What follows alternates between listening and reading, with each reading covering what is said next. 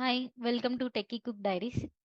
This video is about CoreJava basic knowledge for how much required for the automation testing, like automation testing for Selenium, Protractor, anything. So whoever wants to programming of Java, this will be very helpful.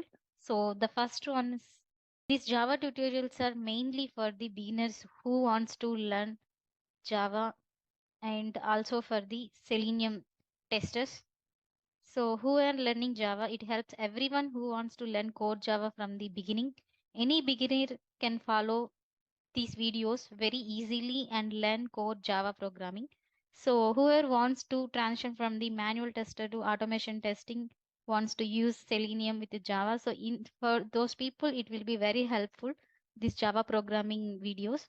So, let's start one by one. So, for whoever wants to learn programming of Java, how much required for automation testing like this for the Selenium. So, you can like this video. For more videos, please subscribe and you will get a notification.